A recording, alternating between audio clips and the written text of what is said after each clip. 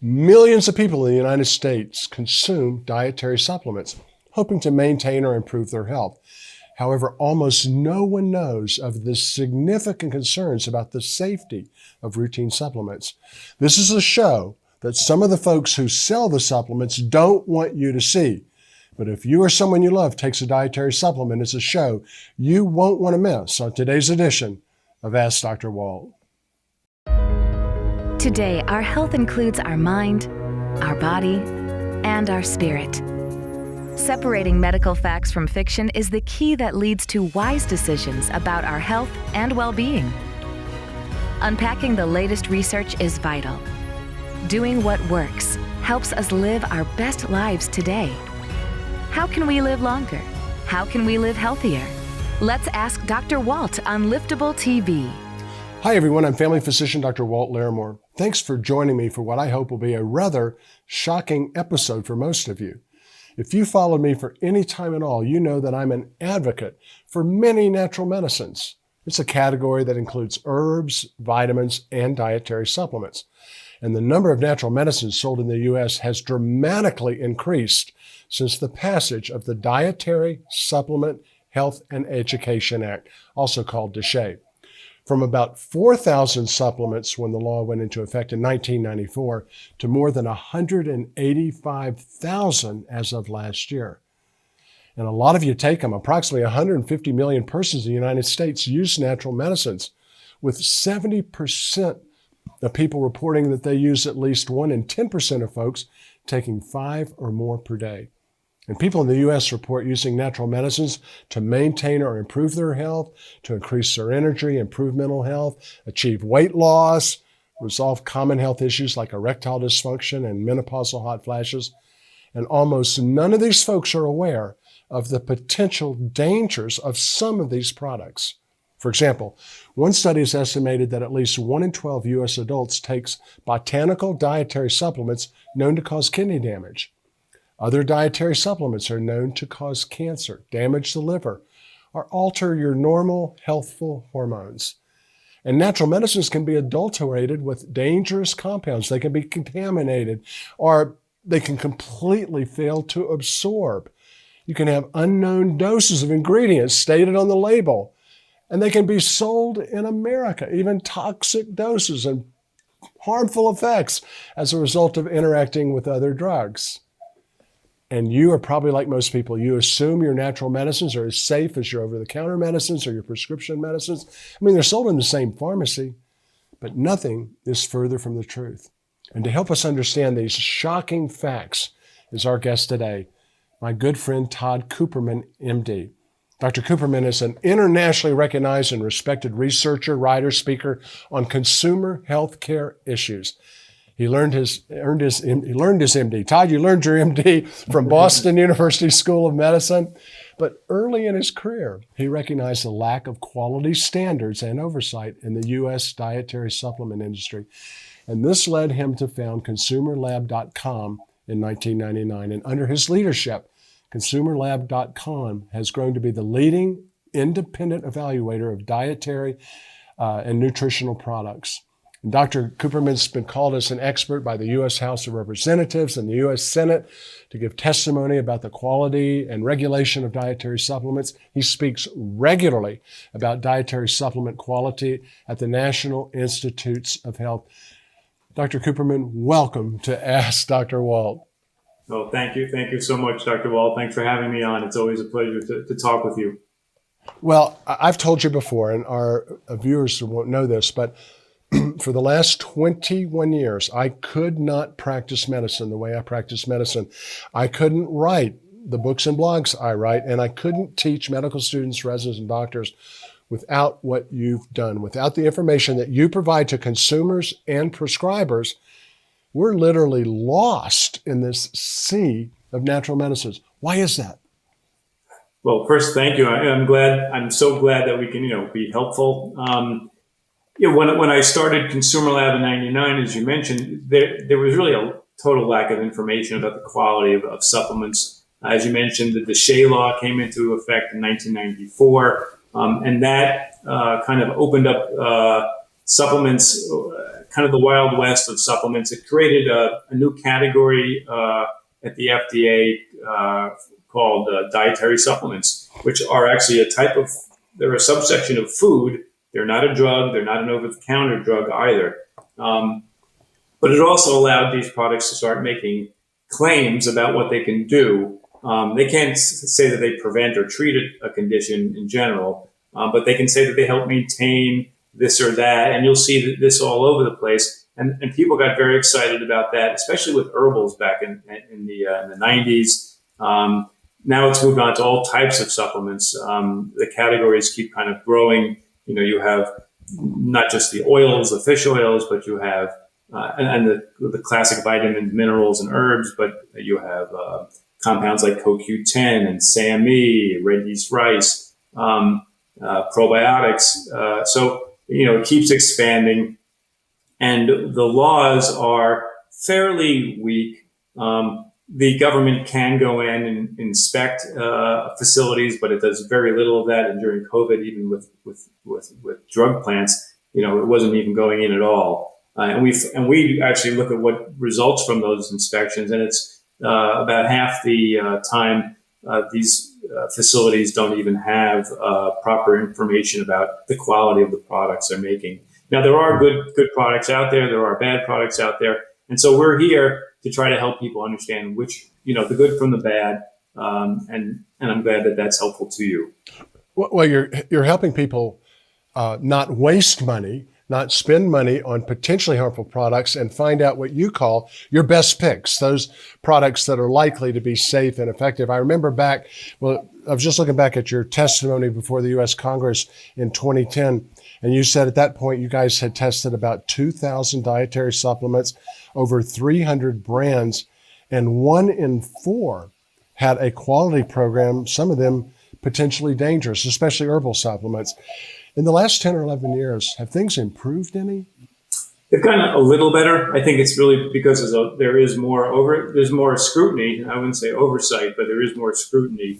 And the government actually, with the Shea law, it allowed them to also, it took them about, I think, at least 10 years to come up with actually what is expected under good manufacturing practices, although that's even loose. But there were no good manufacturing practices even defined until that time. So things are slowly improving, but still about 1 out of 4 products fails our testing. In fact, I tell my patients, say I have a patient with bone thinning, osteopenia, and I'm going to recommend calcium and vitamin D. I have a handout that tells them your best picks so that they can know that they're going to buy something that's quality. In fact, I say pick the cheapest one that's approved. There's no reason to spend more money than you have to get a quality product. I want to go through some of the things that you told Congress about, because I think this is going to shock a lot of our viewers. First of all, you talked about products, for example, tablets that won't break apart, that won't release, and won't be absorbed into the body. How common is that, and how do you guys test for that? So we do what's called a disintegration test in a machine, and it's supposed to resemble, what's going on in your stomach. There's motion going on. It's warm, liquid, and we want to see that these pills break apart within 30 minutes. If they don't, they fail. And we've had many products where it goes. We let the test go on and on. We just want to see how long will it take. It could go on for an hour, 2 hours, never break apart. And often in those situations, the companies don't even know that they're not making a good product, because once we do kind of look at what's inside these tablets or caplets, they may contain all the right ingredients. It's just that it was made improperly. We once had to use a hammer, literally, to break open a vitamin C product tablet, and it actually had all the vitamin C. So it wasn't like the company was trying to shortchange anyone. They just weren't doing it right. Yeah, and we go into the pharmacy, and the pharmacist gives us our prescription, or we look out in the over-the-counter products, and then right across the aisle are these natural medicines. And I think a lot of consumers, a lot of healthcare professionals assume there's the same quality standards, but what you're saying, that's just not true. Right. So you have even over the counter products, aspirin, those are drugs. Those are by the FDA defined as drugs. They must be manufactured to a higher quality standard. And then you have the supplements, which are not drugs. They're really, as I said, a subgroup of foods. And so much less scrutiny, of the supplements. And also in terms of labeling, a company can put in whatever they want, really, in a supplement. There is, even though it's well established that there are upper limits for vitamins and minerals and other substances. A company can blow away those limits and not even tell you that they've done so. If the upper limit for vitamin C, say, is 2,000 milligrams, they could put in 10,000 milligrams a day with no warning there.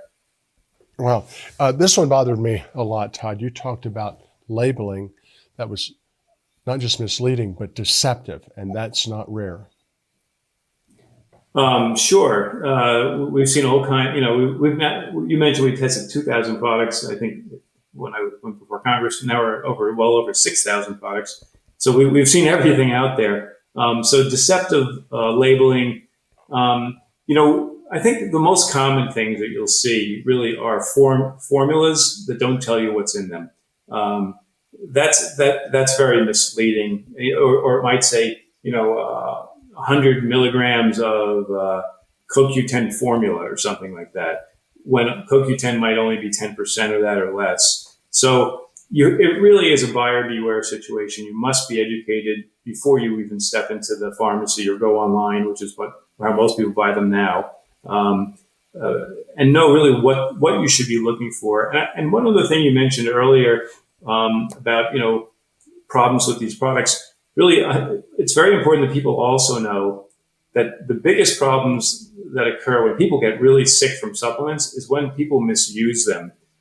So even if you take a good supplement, but you take it much more than you should be, more often than you should be taking it, or even with a food, obviously you can have the same thing. We test foods like green tea, and there, you can actually get too much fluoride from green tea, and people who drink it all day long, will get brittle nails, their teeth will get brittle. So whenever we see real big problems, it's often with people who are really overdoing it with supplements.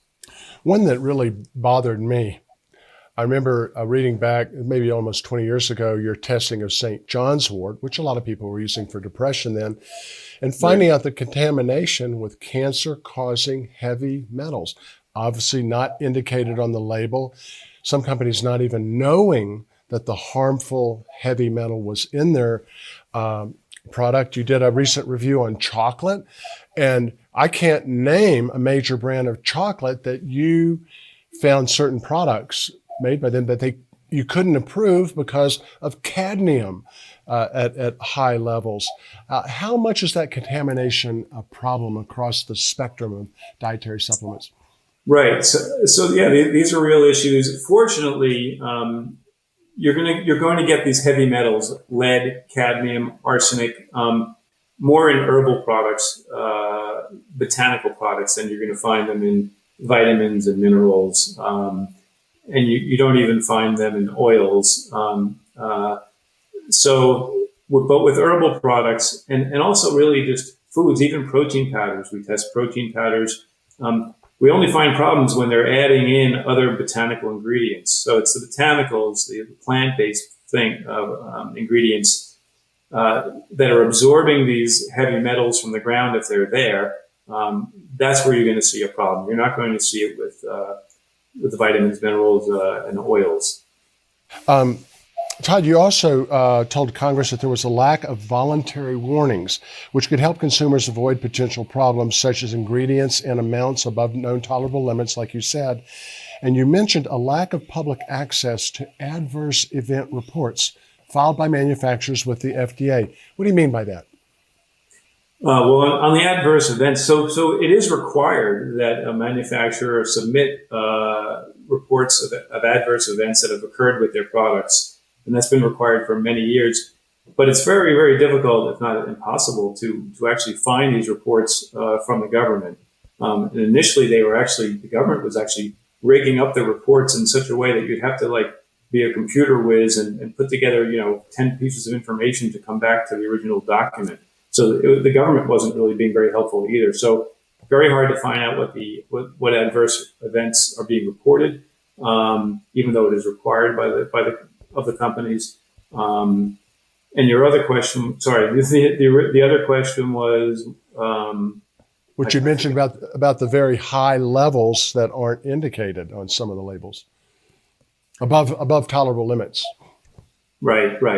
And the labels and the products will often contain more than you actually need, based on, like, say, if it's a vitamin or mineral, based on the required daily allowances, the RDAs. But there are upper limits. There are these upper tolerable intake levels that once you exceed them, you begin to increase your risk of adverse effects. And that information is just not on the label. And so that a consumer really needs to get that information. Actually, on our website, on consumerlab.com, if you go to consumerlab.com/RDAs, that information is free. And we also show not only how much you need by age and gender, but also how much is too much, so that you know that before you go in to buy a vitamin or mineral.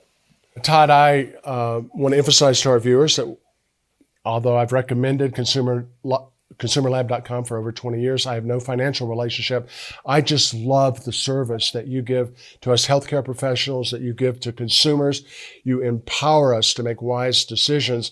But one of the most shocking things that I learned from consumerlab.com were the number of supplements that are contaminated with either prescription drugs that are approved or even illegal prescription drugs. And you said, particularly, that problem occurs in bodybuilding supplements, brain health supplements, weight loss supplements, and erectile dysfunction supplements. So Tell us a little bit more about that. I think that's going to be shocking to our viewers. Yeah, and we can't take credit for all these tests that have shown these drugs and these products. Our goal is to help people find good products. We're not out there looking for problems, although there are other investigators who are looking for drugs, such as Peter Cohen up in Boston. He's doing a lot of work in that area. So those categories that you mentioned are the categories where manufacturers will put in actual drugs. Not always, and bigger companies typically are not doing that. It's typically smaller companies where you find that happening, but they want people to take a supplement and have an effect and think it's really working because of the herbs in there, the plants or whatever else. But it really contains drugs, and that could be dangerous. Obviously, the amounts that they put in are all over the place. We see it with often, as you mentioned, with erectile dysfunction drugs, where they're putting in like Viagra type compounds. Certainly bodybuilding, and we all know about, the doping scandals that occur with, things oriented toward athletic performance. And that's really like a whack-a-mole situation, because we did try to test for drugs in those products many years back, and we found that there were new designer drugs being made all the time, and we couldn't be sure that we were actually catching them all. So we stopped doing that. There are some other groups that are testing, and so if you are an athlete, you can certainly end up in trouble by taking some of these things that you think are innocuous, and you hear about it all the time, with tennis players, et cetera. So that is an issue. It's not going to be an issue, if you're taking a multivitamin or fish oil or probiotic. It's really with those categories that you mentioned. I'm trying to think as I look at say multivitamins, you mentioned that, and then you guys review multivitamins. You update those reviews every year or so. You update any news that comes out. You tell us what works, what doesn't work, what's recommended. You go out and purchase the multivitamins, the same places we do, pharmacies, big box stores, the internet. You purchase the most common, the most popular. You put them through all the quality tests, and you either approve them or you don't approve them. And if you don't approve them, you tell exactly why you don't. So you tell us if it's the right supplement in the right dose that's been shown in the studies. to work. If someone wants to know if they're vegan, you tell them if the product's vegan. If they're kosher, you tell them if the product's kosher. And you show them the price. So say, for example, I've got a cold, if you can hear, and I'm taking 500 milligrams of vitamin C. I can go to your review and see there's 500 milligram vitamin C's that are pennies per dose, and there's 500 milligram vitamin C's that are dollars per dose, and they're the exact same thing. Absolutely. I'm a cost-conscious person myself. I feel that we our readers are probably cost-conscious, and most of these supplements are really available for pennies. The ingredients are really not that expensive. When you're dealing with combination products, it gets a bit more expensive, although there's often a premium for that. There are premiums for some of the direct marketing brands that are out there where people are, selling to their friends. Those can often be 2-3 times as much as you pay to get those in a pharmacy or a Walmart or Walgreens or whatever. So you can. Why not save money if you can? There you go, Todd. We're running out of time, but a couple other points I want to make.